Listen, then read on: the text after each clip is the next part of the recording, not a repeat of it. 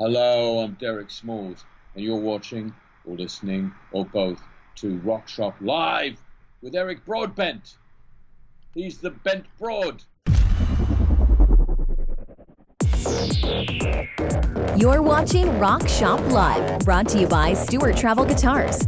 See the incredible stowaway travel guitar at stewartguitars.com. Microphones for Rock Shop Live are provided by Rode Microphones. Now, for Music Gear Network, here's your host, guitarist Eric Broadbent.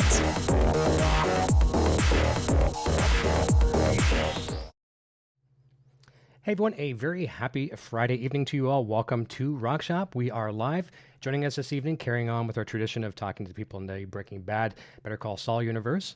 We've got from hit shows, Breaking Bad, writer, director, and producer, and over to Better Call Saul, co-creator, and current showrunner, Mr. Peter Gould. Peter, how are you? I'm doing great. How are you doing, Eric? Better now. Fantastic. I certainly I can't complain. It's been nice to finally get you here on the show and talk a little bit of Saul. It's, we're just wrapping up a short while back, and I mean, talk about an incredible season. We'll get deep into it tonight, but very, very nice to have you here. And I know this is something you and I didn't talk about off air, but I should have mentioned to you. It's kind of funny when you think of it. You've probably spent more time now behind a webcam than you have behind a cinema cam on set. Oof, almost. Well, certainly for this season, that's for sure. Season 6 is going to be the Zoom room season of Better Call Saul for sure. Looking forward to it for sure, and we'll talk about the writers' room as well too. We'll talk about that later on in the show. Tom and I talked a little bit about that a few weeks back when he was on too. We'll talk about that and some of the the hiccups you can have when you can't all be in the same room together and conversations are different. We'll talk about that. I'm going to jump over and say hi to a bunch of people real fast. We're probably going to have some questions for you from the fans. And I apologize. I probably won't get to say hi to everybody because it's going to be a crazy show tonight. Real fast, going to go through Shashink Vichari is here. Ladybug is here. Blazy Gardner is here. Landshark Mark, our friends are here. Mad's here. Bob McClush Jr. is here. Saul Goodman, Twitter. Nice to see Saul Goodman, Twitter. Nice. That's a great account. Nice. Doing a really big thing for the show. Nice to see he has his own. They have their own YouTube account now, which is great. Eamon Wise is here. Eamon and my friend Matt Krill helped me do a test the other night to make sure this went well for you tonight. Let me see here. Bob, I mentioned Bob. Arabella is here, and we have a question I wrote on the itinerary from Arabella. She has something. I told Tom about it, and I don't even know if you've heard this comment. It's a really cool theory. We'll share that with you later on tonight as well, too. My beautiful better half, Sandra Lee, is going to be sharing some of your social links and things of that nature in Better Call Saul properties. Continuing on here. Ursula Tomlinson is here. Karina is here. Let me see. Antoinette Smith is here. Nice to see you. Luke Holder. Let me see here. Andrew Bonica is here formerly from Line 6. Let me see here. I think I'm going to leave it off at that. There's a lot of people jumping in. Scott Roos is here. 6 Dream Brian. Fantastic. Okay, so I want to jump over to you've been working now with some of the most fantastic people on both Breaking Bad, and a lot of them have carried over. Some of the cast and crew have carried over. Not everybody. Some of the actors have carried over, and over on Better Call Saul now for quite some time. And you've become this big family. Coming up next year, this is going to be kind of putting an end to a beautiful piece. Is it going to be hard to say goodbye, to these people? Yeah, I don't even want to think about it. That's I'm enjoying the work so much, and we're so lucky to be working together.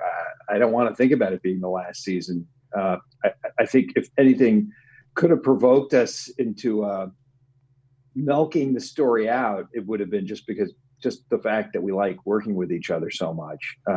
Yeah, I mean it is right now. It's hard to picture because we haven't shot a frame of season 6 yet. But yeah, you're right.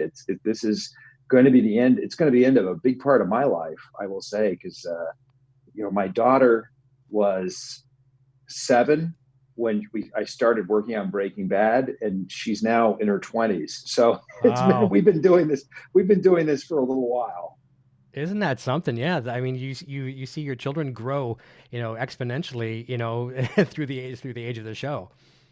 That's true. There's an old joke, or I don't know, it's not a joke. It's a story. Peter Ustinov, who was a wonderful actor. He was in a movie called Spartacus, and Spartacus was a famously long shoot. And someone asked his daughter, what does your daddy do? And she said, he works on Spartacus, because that is the only thing he had done for her entire life. Interesting. But yeah, we see and the characters too in some shows. I look at Breaking Bad. Actually, well, it was only 5 seasons. You're going to be at 6 with Better Call Saul. But you see the characters age quite a bit too. Like over Kaylee Ehrmantraut, you've had several actors to play her, to age. But that's true. It's just amazing, isn't it? That's true. It is amazing. Yeah, I mean, it makes you think. It makes me wonder about how they're going to manage Stranger Things. I guess they have the advantage in Stranger Things. Each season is kind of a closed-ended piece, so then you pick up the characters a little bit older. Our show, things seem to happen, from one episode to the next very quickly. So we don't have that option. It takes a lot longer to shoot the show than it would for these characters to actually live it. True. I got to say one thing though. You certainly look like you've got younger over the years. I don't see that. No, I had brown hair when I started this. Maybe a little bit, yeah. And I know, same as me too. With the I see the gray and the mustache and the beard. But I look back even a year back, and I'll see mine. I'm like, I used to have a black mustache. Isn't that crazy?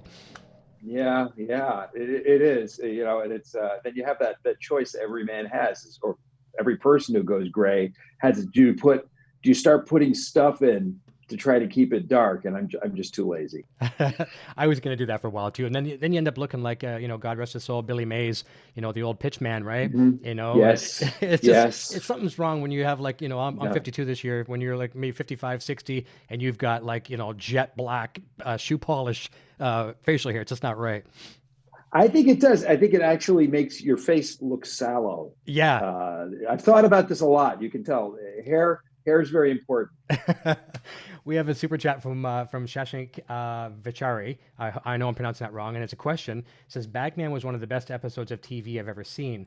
How did the team manage to create such tension despite the fact that Jimmy and Mike live? Oh boy, that's that's kind of a question that goes to the heart of certainly of Better Call Saul, because Better Call Saul, we know that Jimmy and Mike survived the show because they're on Breaking Bad, and we could break the rules of our universe and kill one of the characters who continues on Breaking Bad, but I don't be kind of breaking the rules that we've set for ourselves. So it is true. I have a theory, I think we all do on the show, which kind of gave us the courage to do Better Call Saul in the first place, which is that what happens isn't as interesting as how it happens. Yeah. And sometimes knowing the end of the story or knowing how things worked out can actually make it more interesting. One of the other, we have a writer who's quite an intellectual, Gordon Smith, and we were talking about this one day, and he pointed out that in Shakespeare, very often they'll have someone come out at the beginning of the play and basically tell you the plot of the story. So it's an interesting thing. It's not always what happens, but what happens next. So hopefully, of course, it helps that you have this tremendous script written by Gordon Smith, and that tremendous work by Vince Gilligan directing, and just a magnificent cast led by Bob Odenkirk. I mean, it is really a special episode. I'm so glad that people like it as much as I do. That's good, and that's the thing too. I see the passion from everybody. From even when you guys share some, behind the scenes photos, you'll see people from the top level cast, writers, directors, producers, yourself, Vince, Tom. They just love it. I mean, it's nice to be working within the organization, but I think just if you were just there on set, just as a buddy of somebody that works there, you'd just be in your absolute glory. Well, we try to. Because sometimes there's always a lot of tension. Is this going to work? We take a lot of risks, creative risks, not physical risks. Mm-hmm. We take a lot of creative risks, and so you can get very tense about it. Is this going to work? And I try to enjoy it, because it's such a privilege to get to do what we do. And it's actually something Bob said to me a number of times. He said, "I hope you're enjoying this." Because he can see that it's wearing me out sometimes. But the truth is I do enjoy it. And we're very aware of how lucky we are to make this particular show with this group, and that also, we're working for companies that are letting us do the show the way we want and the way we think best, and who are trusting us, and that just means an awful lot. It really is an ideal. It's the perfect job. I really do believe that. This is going to be a peak for me. Nice. Yeah, something you'll certainly have on the resume for the rest of your life that you look back and like one of the proudest things. I mean, this is something I noted on the itinerary for later. Might as well talk about it now.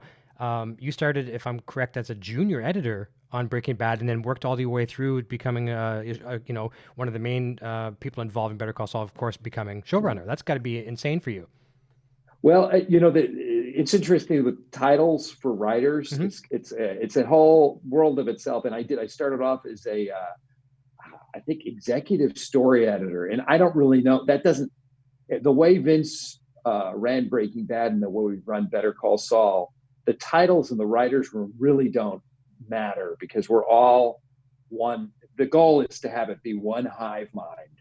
And so, the fact that I was a story editor and Patty Lynn was a producer didn't mean that she was my boss in that particular case, but it meant that we got to work together as equals. And Patty, who was on the first season of Breaking Bad, was very, very generous to me in particular. And I had never worked on a TV show before. I'd been a writer, a working writer, but I hadn't worked on a staff. And she was very generous. And Vince was very generous and very mindful of helping us all learn how to help him. Well, here's a quote that I think you'll probably agree with. This is from a friend of mine, Joe Bentavenia. He's the president and CEO of Yamaha Guitar Group, Line 6 and Yamaha Guitar Group. And his father said this, and he says, none of us are as good as all of us. That's true. As they say on the show, teamwork makes the dream work. And that's, it's interesting because I've never been in a band. I'm not musical, mm-hmm. and I've never been on a sports team either, really. But this is the closest I've gotten, and it's a great thing to be in a group of people who are all watching each other's backs and trying to build something that's better than any one of us could have done by ourselves. Agreed. That's nice. It is a beautiful team for sure, and it's so many people, talented people from on-set crew. The music of Dave Porter. I mean, obviously fantastic. We had a chance to talk to Dave. Here's a good question from Luke Holder. This is a super chat. Thank you very much. He says, "How is writing on season 6 going over Zoom? Are you able to reproduce the same atmosphere in the writing room? Logistically, how do you build those famous card-based storyboards on Zoom?" And I know a little bit about that one, but you tell us that story. Well, this is a method of writing the story out on 3x5 cards very carefully that Vince brought to Breaking Bad from X-Files. Mm-hmm. And Tom also worked on X-Files. And there's so we have a whole method of writing these cards. It's very low tech, writing these cards using Sharpies on 3x5 cards. And if you look on the internet, sometimes you can see what one of our boards looks like. And it's really a way for the whole group to look at it and understand the story together.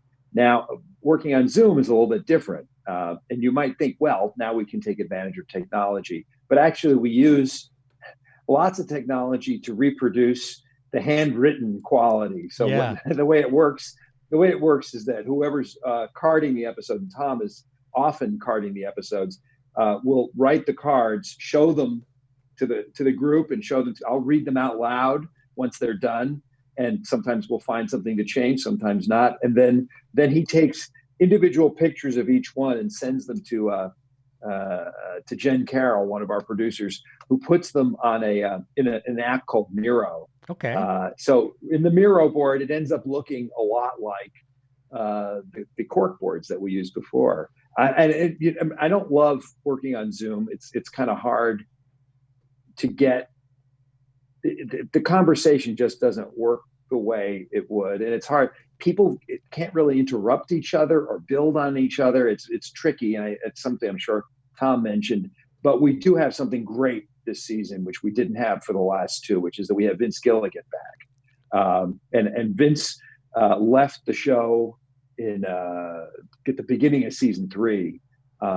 So I've been running it since then with Tom and everybody else. But we missed him. He was doing El Camino and some other projects. And I kept on pestering him and saying, wouldn't it be great if you came back and we could do the final season together?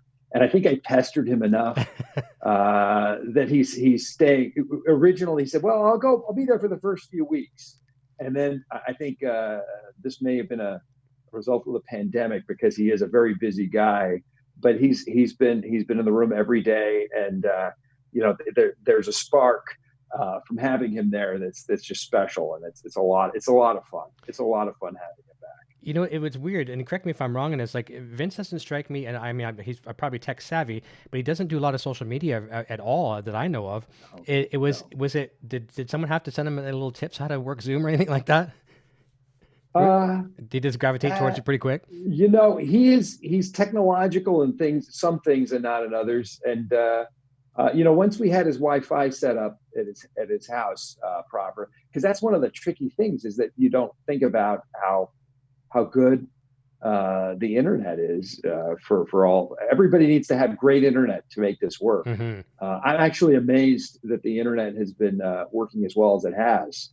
It shows it's a very robust technology that even works this well. But once we got him going on it, he's been doing great. Good. That's what I always tell people too. I sometimes have guests come on and they're using cell phone data. It's like, oh, please, if you could get a LAN connection, it would be so much better, right?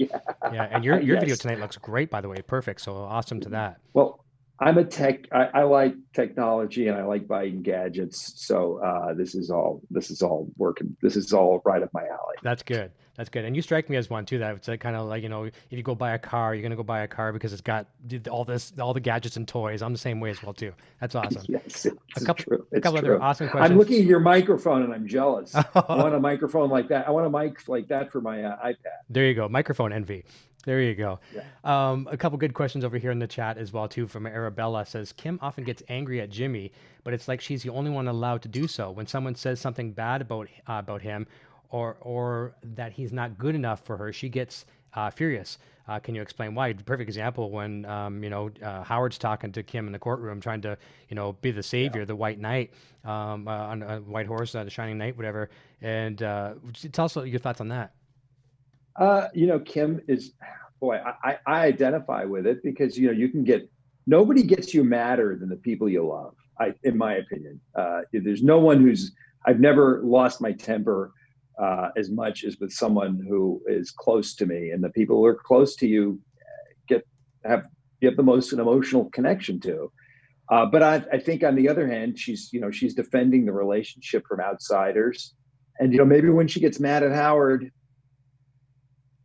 maybe Howard's right, and maybe on some level she knows that, and again, that's what's guaranteed to really infuriate you is when somebody says something that you don't want to hear because maybe they're right. So I think there are a lot of things going on there, but I identify with that absolutely. It's if you're in a relationship, every relationship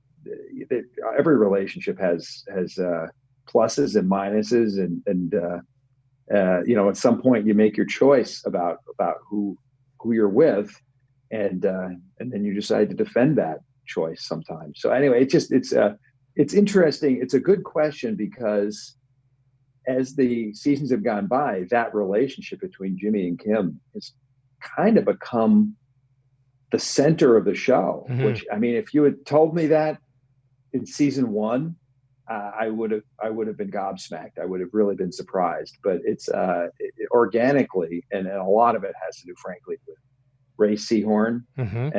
and her chemistry with Bob, and the work that the two of them done together. But it's really moved to being what the show's about in a lot of ways, and what's at stake in the show.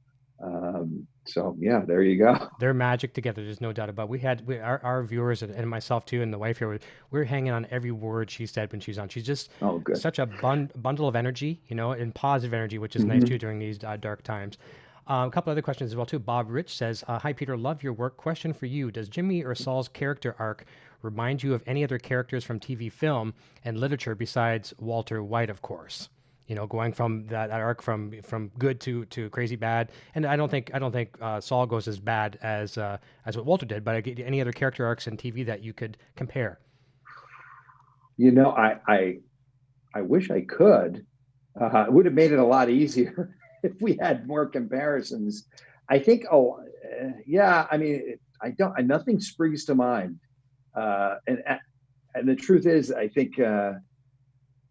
I'm prejudiced, obviously, but I think Breaking Bad was kind of fairly unique. At least, maybe unique is a big word because there's probably examples I'm not thinking of or I don't know. But in the tracking a character change over 62 episodes of Walter White, and not only Walt but also Jesse, and having the characters change, you know, it's surprising, sometimes infinitesimal, sometimes huge ways as we went. So that really was, I think Breaking Bad was the example that the show is sometimes it's in comparison to, it's in relationship to Breaking Bad. It's not a duplicate, a hope of Breaking Bad. And it's not a carbon copy. It's not the opposite of Breaking Bad, but it's in relationship to the work that Vince and the rest of us did on Breaking Bad, and of course Bryan Cranston. Nothing really. It's interesting. Nothing really occurs to me like that. You know, we've only recently had the ability, for all kinds of reasons, to do a story of this many hours. I mean, it's sort of a new medium, except for maybe soap operas. Mm-hmm. But to do a drama that takes place over, you know, almost. Not quite 62 hours because obviously there are commercials, but over, 60, 50 some odd hours. It's a slightly different medium than the ones that we've worked in before. And so we're kind of figuring out how characters work and how structures work within that canvas. And it's an exciting thing. It's an exciting time to be doing this. Agreed. And very well said as well. Blazy Gardner says, this is a good question. This has been a burning question for me since JMM. Why wasn't Kim given a middle name? That's a great question. Yeah. You know, does she truly not have a middle name, or is it one that she's gotten rid of? Yeah. The writer of that episode, Alison Tatlock, wrote that, and she had the opportunity at that point to invent a middle name for Kim Wexler, and she did not take that opportunity. Instead, she decided there was no middle name, and perhaps we may find out why. I can't guarantee it, right? But there might be a reason for that. Okay, that's cool. And here's another question as well too from Daniel Knight. Says, who makes ultimate creative decisions? Is it the showrunner or the showrunner's decision? Like, do you have final say, or does it come down to you and Vince, or is like with something has to be an executive decision made on something? Does that come down to you, or who does that? It does come down to me, I guess, but it doesn't feel like there's a lot of that kind of implies that. When you picture that, you kind of picture a chain of command, like a military chain of command, and it truly is a collaboration. It's like jamming with people. But if there's a decision that has to be, and there are decisions that basically, I'll end up making pretty much by myself, but not a lot. But there's the things about costumes and props, and I don't know if I would put it as saying final word, but. One of the joys, the fun part of my job, one of the really fun parts of my job is I get to put my hands into all the different forms of work that are being done on this TV show. And there are a lot of them. There's the writing, there's the cinematography, and I get to talk to Marshall about that. I get to talk to about production design and costumes, and we have all brilliant people who are doing these working in these areas, but I still get to say something about them. And that's what's really, it's fun to collaborate with the best in the business. It's like, it's like having the ultimate train set. I love that part of it, but I think yeah, I think if you were to say there was an ultimate decision, I guess it's mine, but it's very rare that I'm butting heads with somebody and we don't come to some kind of agreement about it. This is a famous producer, Dino De Laurentiis, had a, I think he used to say something like, we're going to go into this room and we're going to come out agreeing. And I don't know if that's not quite how we operate, but I think it's, we discuss things, and I'm always willing to change my mind if there's a better way to do something. Mm-hmm. But on the other hand, there's sometimes when it's two flavors of great, and I have to choose which flavor of great is right. And that's the fun thing about these shows is a show like this is it does ultimately a lot of the decisions get filtered through a very small number of sensibilities, and that hopefully the hope is that it gives a kind of a unity. That's right. Unfortunately, we had someone crashing the party here. I'm not sure how this fellow got the link, but Mr. Bob Odenkirk, Saul Goodman, Jimmy McGill, Gene Chakovic. How you doing? I'm doing good. Can you hear me? We can. Can you hear me? We can hear you. It's nice to have you here. This is a surprise. You know how hard this was to keep the surprise? I got to share this with you, Peter. Joanna, your assistant, and I'm the worst for keeping secrets. I tell my kids Christmas presents like a month before Christmas. This is like Christmas for our fans here on the show, having both of you fine gentlemen here. So we've been playing a little trick on you all week long. She was in cahoots with me on this, and here you are. It's really nice to have you, Bob, and thank you so much. I know you're busier than ever, but there's a reason why I wanted to have you here tonight, and there's this question I have for you. I know you've worked with some amazing people on the show, and Bob, your video has froze a little bit. Can you still hear us? Okay, we're good. We got you. I can. It's breaking up a little bit, but I can hear you. Okay, perfect. So I know you've worked with some amazing cast. Can you hear me? Yes. Yeah, we got you. You've worked through Breaking Bad, of course, and Better Call Saul. Worked with some amazing cast and crew, but we only have one of them here tonight. We have Peter, of course. Can you share your thoughts on working with Peter over all these years? Like, basically, it's going to be 11 seasons. Can take 5 of Breaking Bad, 6 when we're finished with Better Call Saul. What's it been like working with Peter? And when you're done, Peter, share the same thoughts with Bob. Well, I hope you can hear me. Tell me if you can't. Yep. Just wave if you can't. It has been a great joy to work with Peter Gould.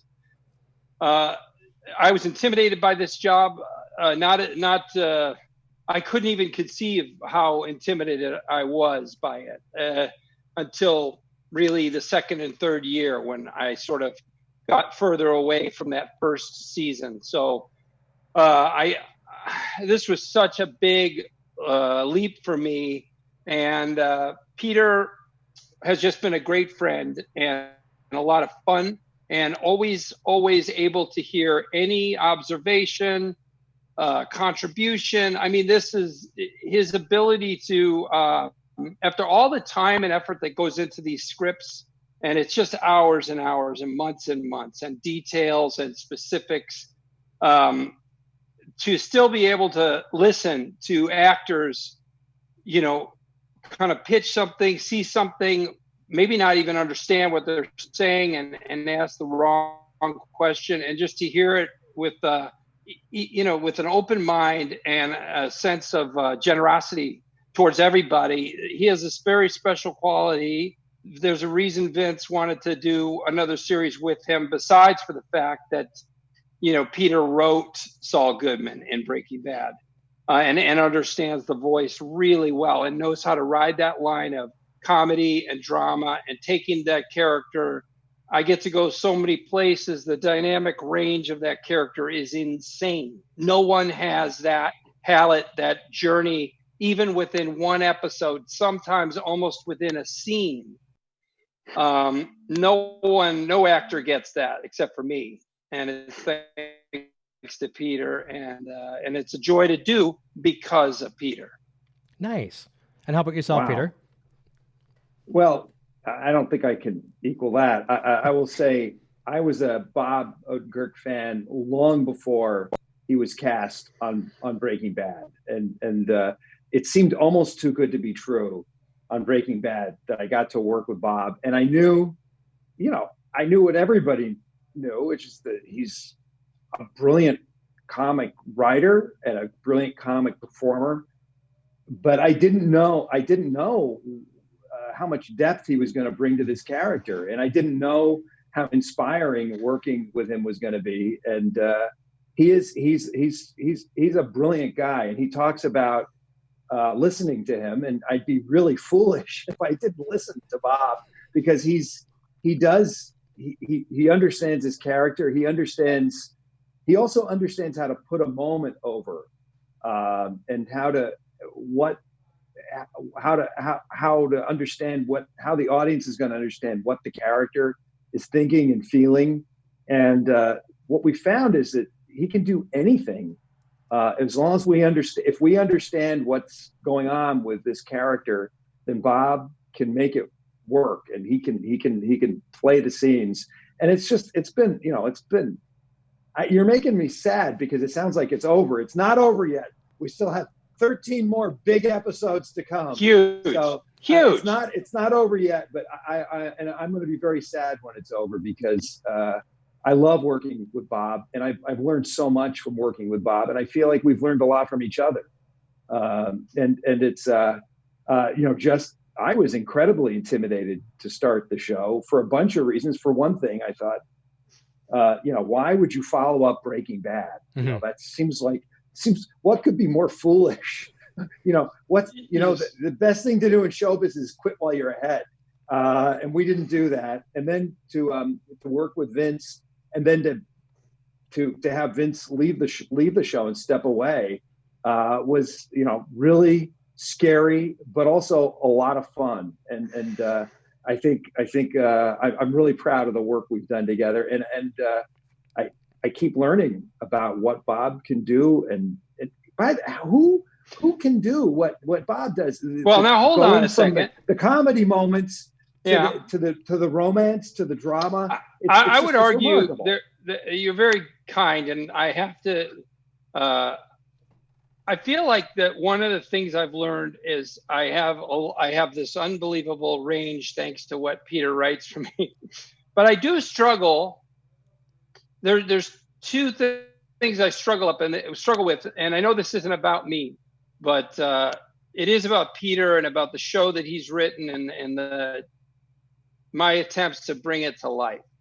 And one of them is that my age is older than my character, and as a result, there are things he does that are impetuous and kind of naive, and that's become less and less. He seems to have gained a great deal of self-awareness in my observation, in the course of the journey so far, and that's been wonderful for me as an actor and as a person, to play a person who grows in that way, and I believe he has. So that's helped me out a lot. I do struggle with sometimes the journey I can go from zero to silly very fast. I think I can't go from copacetic to tragic sorrow quickly. So that's something Bryan Cranston can do, and a lot of actors can do. Some actors, that I've gotten to know can cry. Just, they can say, "You want to see me cry?" And you go, "Yeah." And tears start coming down their face. Jeez. I'm working with one now, Rosa Salazar in Undone. She can just start to cry. And I don't do that so well. I don't feel that bad about it. I think we all work within we have our tools, and we have their abilities, and it might too be because of my age.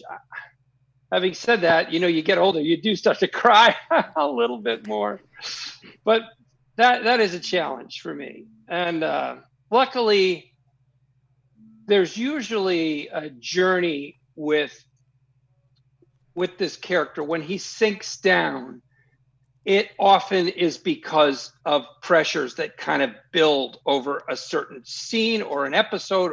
It's rarely that he just turns the corner, because he's so indefatigable. So when he takes off on his journeys, he's always got tons of energy. And he has to get pounded in the head 100 times to go to that deeper place, which they take him up and down, and it's great. Anyway. Well, Bob, I know it's just been the best thing ever. And I know Peter was saying we're talking about it like it's over. Oh, fuck. It's It's not over. We got a ways to go. a nice long season as well. And Bob, I know we only have you for a few minutes, and thank you to your beautiful better half for making this happen as well too. But just before you joined, we posed a question from Blazy Gardner. She was asking Peter that we don't really get to know Kim's middle name, so that was a good question on that. But here's a question I'm going to pose to both of you. This was brought up by a very astute fan. A lot of our viewers I think I'm a fan, man. They school me every day. Here's a good one. You don't like Kim and Jimmy are such a great couple. I mean, amazing couple. Everyone just kind of goes crazy over them, but we've never heard them on screen say "I love you." We know they love each other. Did we lost Bob's video? I wonder if we get. Yeah, we got him. We've never heard. So Hi. that's okay. So this is for you, Bob, first, and Peter, you chime in as well. So they've never said "I love you," and I kind of fear myself. Sometimes, something's left to an end of a movie. It's never been said, and at the end of the movie, it's "I love you," and then it's the last time we see them. Is there any reason behind it, or is it just something that just was never worked out? And then if there's some things you can't say, then you can't say.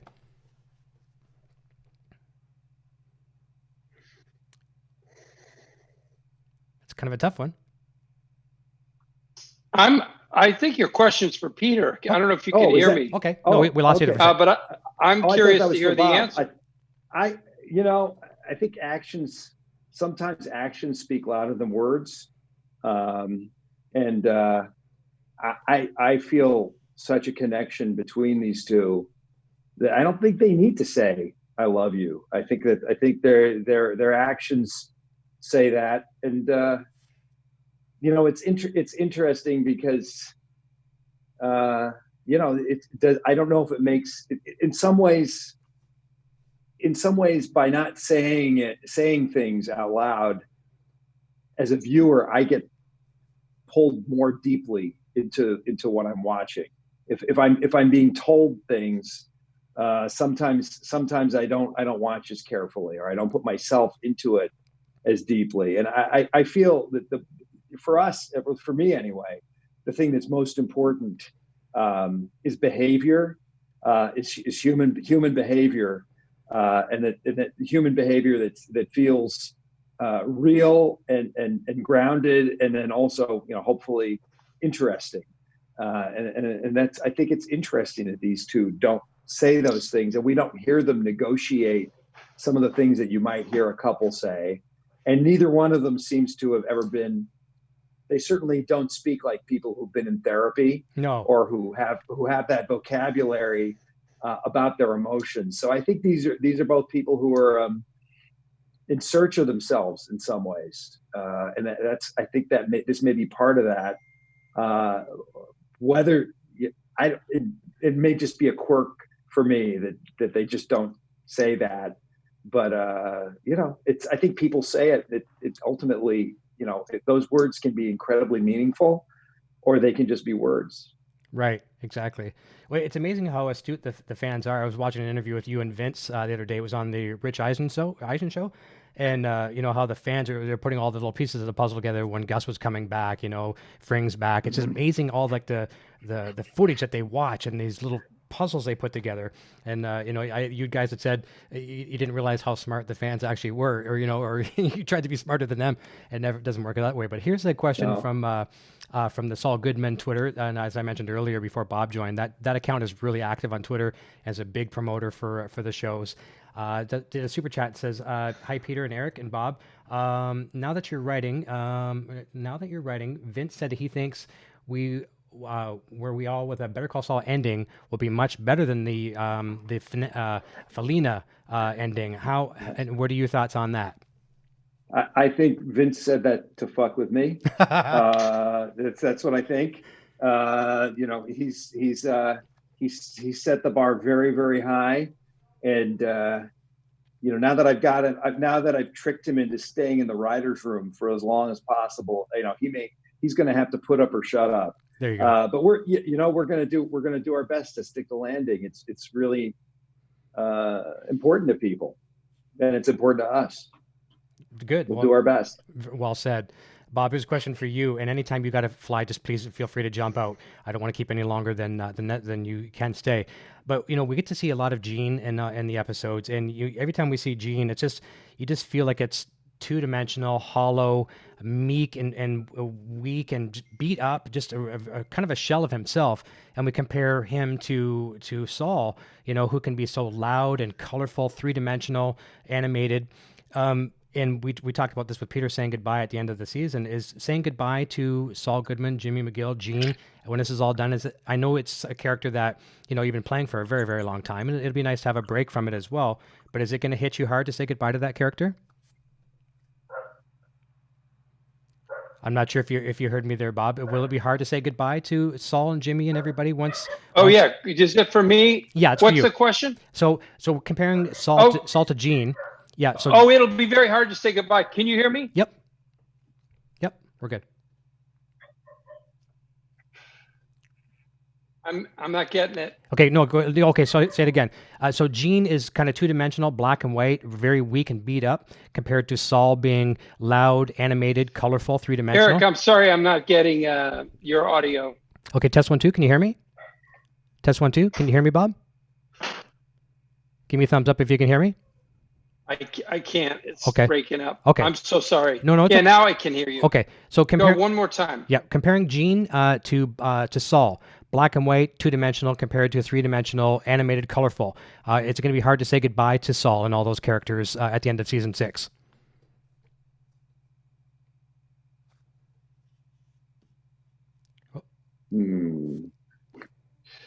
I'm so sorry. It dropped me out. It's a question about Z. Yeah. There you go. It's a question about Gene being a kind of two-dimensional person and Jimmy being three-dimensional. Yeah. And I think Gene will be three-dimensional before we say goodbye to him. He is a guy living in hiding. He's trying to show the least amount of his character and personality and the least amount of himself to the world. And he's made a choice, as we saw in season 5, to kind of push back. So I think we're going to see more of him, more of who he is. That's fantastic to know. And this is the last question I have for you, Bob, and we'll let you fly and we'll jump back to Peter. But Thomas was sharing a story where he was teaching you how to play some of the Smoke on the Water on the guitar. Tom Schanuz was on the show about 2 or 3 weeks back. And what a lot of fans don't know, the diehards will, that back when you were writing for Saturday Night Live, you had a guitar that you collected a lot of signatures from some amazing blockbuster artists. Can you share a little bit of that story with us? Did you lose me? Sure. I mean, I worked as a writer at Saturday Night Live, and the Call Saul yeah. All comedy writers love musicians, right? Musicians want to be stand-up comics, and comics want to be musicians.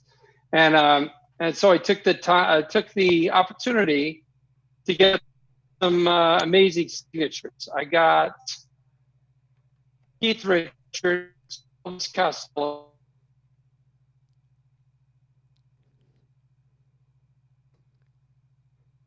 We lost him. You gotta love Zoom, right? Oh, I want to hear the story. It's a good one too. Hey, sorry. That's okay. Did you hear my story? We got Keith Richards. That's all we got. Can you go a little further than Keith? What more do you want? That's I got okay. Keith Richards' there you go. signature on a guitar. Neil, I also got Elvis Costello, and I got Peter Buck and Michael Stipe. Neil Young too, right?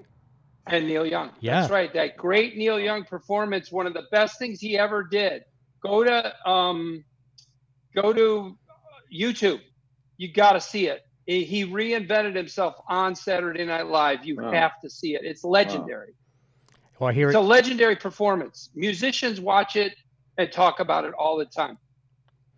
I'm gonna do an episode. I think he's doing "Rockin' in the Free World." Oh, one of the best. One of the best. I love playing that song. It is for sure. I'm gonna do an episode on Zoom and how to use it. Yeah, there you go.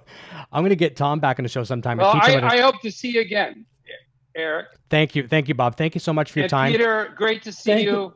Great to see you, Bob. Thank you, and thanks for your hard work. And I'll talk to you soon. Take care, buddy. Very soon. See you soon, Bob. Thank you so much. Bye-bye. Okay, we'll send them out here. I can't believe you tricked me and had Bob come on the show. That's amazing.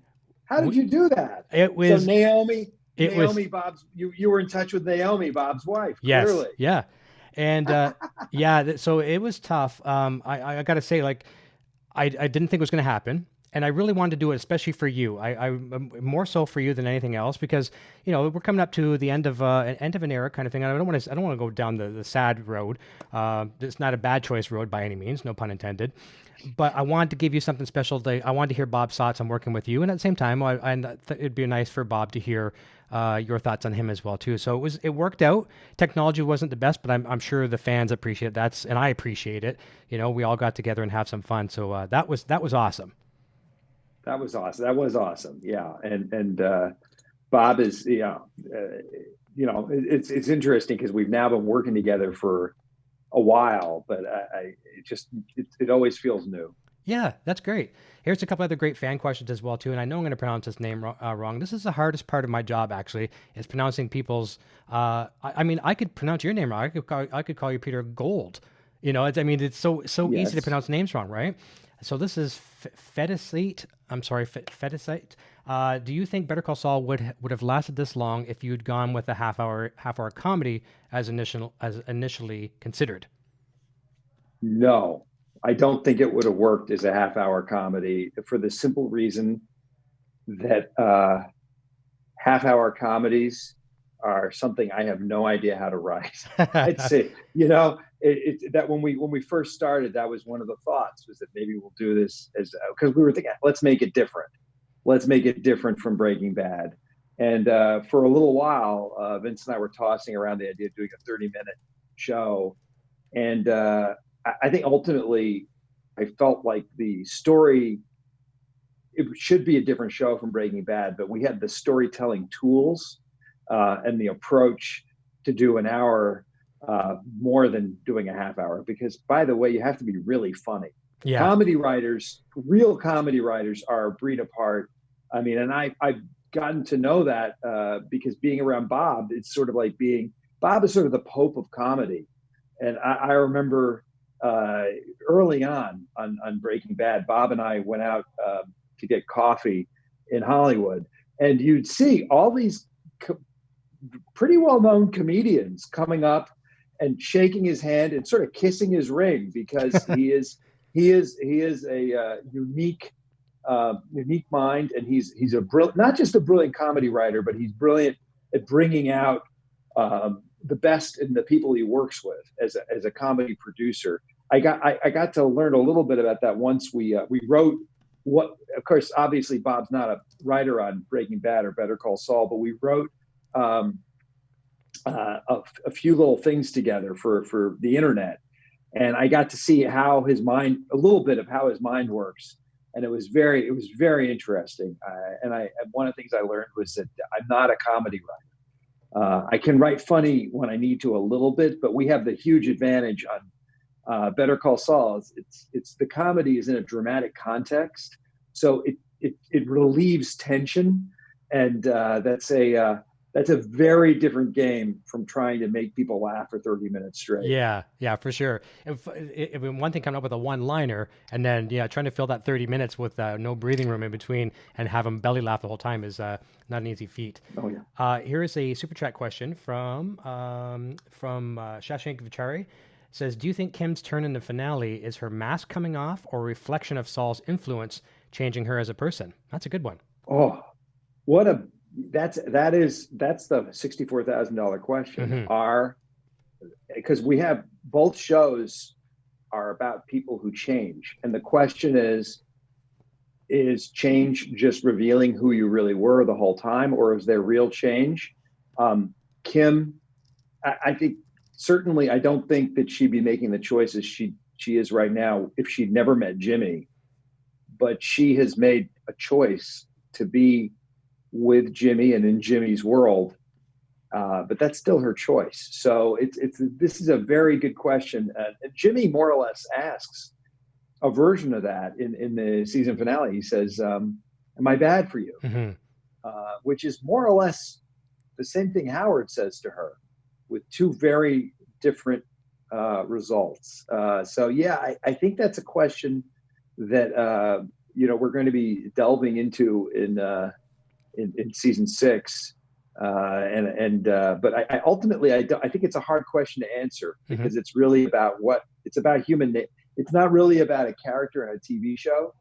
It's about human nature. It's about human nature and change, and where who we are comes from. And that's, by the way, this is the stuff we talk about in the writer's room all the time. This is the stuff we talk about with Bob and Ray, and with we talk about these things all the time, and we think about it a lot. And fortunately, we're not scientists, so we don't have to come to a definitive conclusion. Right, exactly. And before I go into the next questions, it's a couple of people I want to mention. I've said it on, I think I've mentioned to every guest that's been on the show here from your work here, people that don't often get the credit or talked about behind the scenes, but Sharon Bialy and Cherry Thomas. Obviously, I'm a big Walking Dead fan, so I know there's some continuity between them as well, too. But the casting that they bring, I mean, when you see these great characters, they're not only great actors, but the casting directors really need a round of applause for making this show what it is, too. Oh, absolutely. And you know, Russell, who works with them also, the three of them are key to making the show work. You know, you could come up with a million examples, but just to name 2, Ray Seehorn, and the show would not be the show without Ray. Vince and I had never heard of Ray Seehorn. We had no idea that she's kind of a twisted genius, and that she was the right person for us. And then also more recently, Tony Dalton. Oh yeah. You know, Tony, we were looking for something very specific from the character of Lalo, including a person who was effortlessly bilingual in Spanish and English. And Tony, my God, he's a find. He's both Tony and Ray and so many others on the show. These are actors who really deserve to have their own shows and be the centers of their own universe, for sure. He certainly brought it. Yeah, he certainly did. And of course, yeah. there's no doubt about Ray. There's another super chat from the Better Call Saul Twitter account. So the last question: a lot of us are wondering if there's any life after Better Call Saul. Is there even a thought in your mind? You know, I think some of that is up to Vince. Because he was the mover of Breaking Bad, and we created this show together. My goal is to finish this show in such a way as it's complete in and of itself. And if there's more to tell, that remains to be seen. I mean, the truth is that a lot of these characters, I just said this in other words, a lot of these characters could absolutely carry a story, and who are fascinating. I mean, you think about Giancarlo Esposito and Gustavo Fring. I mean, there's so much more to say about that guy, and Giancarlo brings so much that, yeah, I mean, that would be fascinating. But I have to say, I think for me anyway, I think I'm going to need to do something else in another world for at least a bit. Yeah. Before coming back to our Albuquerque world, to the Gilliverse, as sometimes we call it. There you go. I think I would like to do. I think I need to test out something different, because I'm doing my damnedest to put everything that I have and all of us have into this show. Yeah, a little break would be nice, and something completely different. And then if you do come back to something in the Gilliverse, as you said, it'd be nice to fresh again, right? So a nice one as well. Here's a funny question from Karina. She says, "Who will have a nervous breakdown first by the end of this whole experience? You or Vince?" Me, yeah. There's no question. Yeah, you're there the most, obviously. Vince, he gets a little easier. He's at home just hearing the details, through emails and phone calls. Vince has taken, I mean, he took on probably the hardest piece of directing that we've ever given anybody last season with Bagman. And he brought it home. And I did not see I saw some stress from him, but not a lot. So yeah, I think a nervous breakdown's more in the cards for me. So wish me luck. Well, let's hope no one has one. Period. But Yeah, I exactly. get you though. So true. Yeah, here's a super chat from Luke Holder. Says Breaking Bad was perfect, but Better Call Saul was another level. Thank you so much, Peter, for all the hard work. I really hope Kim is working in the background with Jimmy during Breaking Bad. And that's a theory a lot of us have. Like, I mean, there are ways, if you want to look at this, Kim could just be, we don't see Jimmy going home, Saul going home. She could be there. Maybe she rides off into the sunset, but that's a very good comment from Luke, and thank you for the super chat. Awesome. Very, very nice. Sean says, please end Better Call Saul season 6 shortly after Saul meets Walt, and give Giancarlo a miniseries. Saul and Gene. Okay, there we go. Yeah, I'm getting messages text to me as well too, so it's voice to text sometimes, and they don't come through as well too. One thing I want to talk about quickly. We've got about 4 minutes left.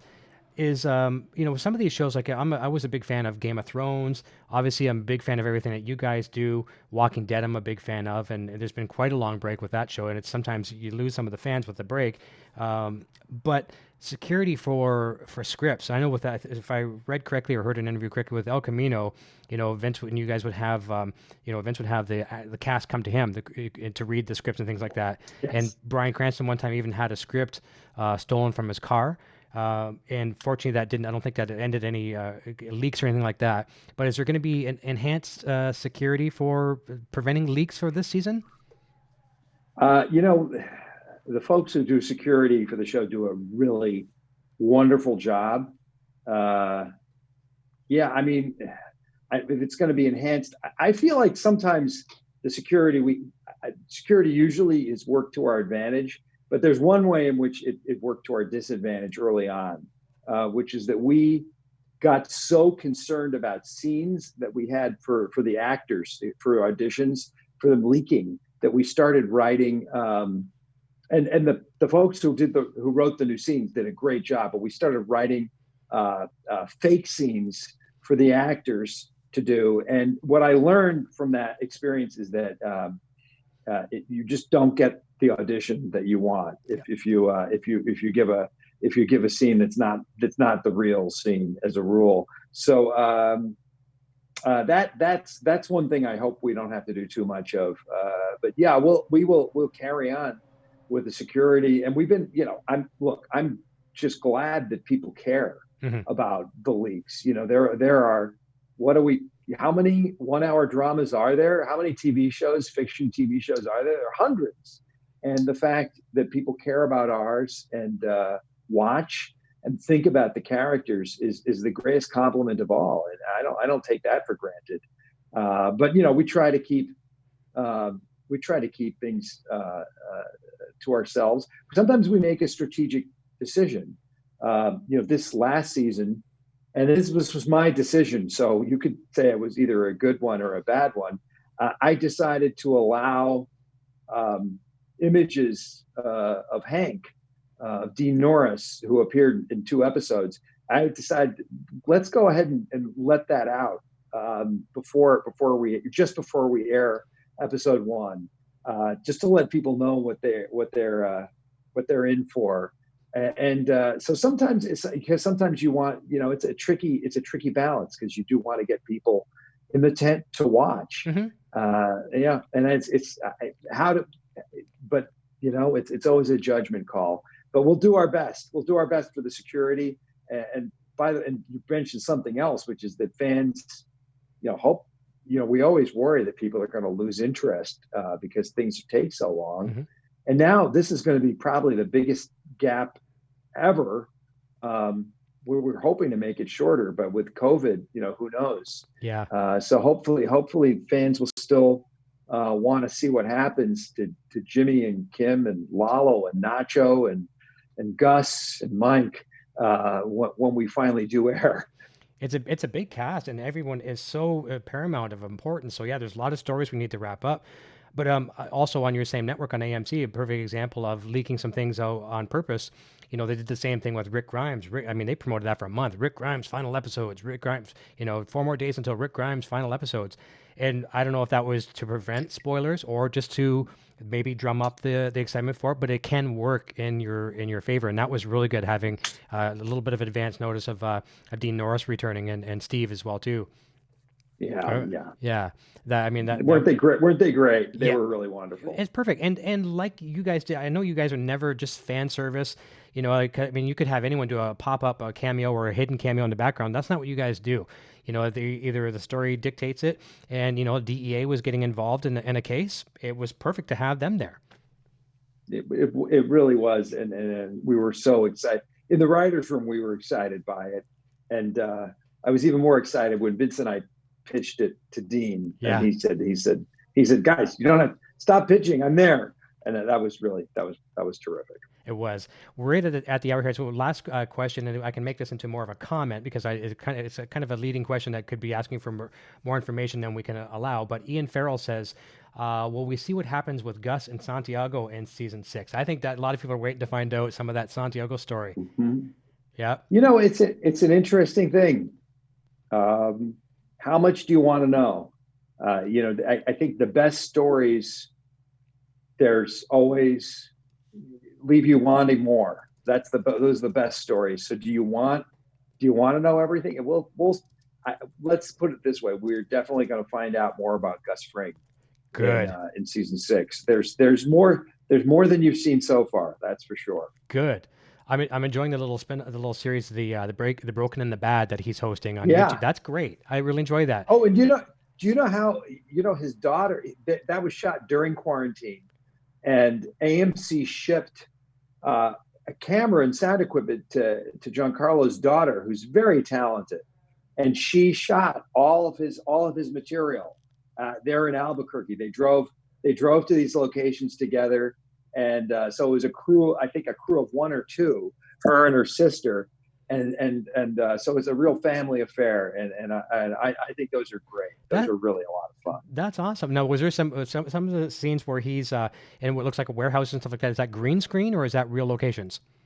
I don't know the whole story, but I think for sure I saw that they went to shoot at the train yard in Albuquerque. So Okay. they were. I hope I'm not giving anything away. I shouldn't, but Giancarlo was in Albuquerque with his family for a while, and I just think it's great that it was that his daughter was able to do that, and the whole show happened during quarantine, which It's is amazing. remarkable. And it's good. It's short content. People want to just take in some quick content. It's like 7-8 minutes each episode. Yeah. Really, really nice.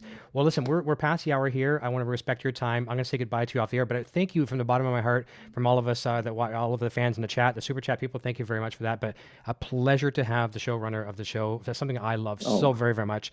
And I knew you were going to be great to speak with. I mean, you're a great conversationalist. I mean, you speak just as well as you write. It's been an absolute pleasure this evening. Well, thank you so much. And thank you guys so much for watching the show, and the enthusiasm just means the world. So thank you. Thank you so much. It was a lot of fun, Eric. Awesome. I'll say goodbye to you out there. Don't go away. So everyone, thank you so very, very much. We'll be live again over on the Helix Hour this Sunday, 3 p.m. Eastern, 12 p.m. Pacific, right here at the same channel. And be sure to share this video everywhere. If you've got a social media account, share it out there, and it helps us greatly as well. Big thanks to all the people that watch tonight and the super chats. You are all awesome. We'll see you next time. And until then, cheers. Hey, you're still here? Eric Jr. here, reminding you to check out our full lineup of quality merch. Available right now in the Broadstash Boutique. Quality products and fast shipping. Visit broadstash.com today. Video production services for Rock Shop Live are provided by Design 39 Media. Visit design39media.com for all your website, photography, and video production needs. Microphones for Rock Shop Live are provided by Rode Microphones.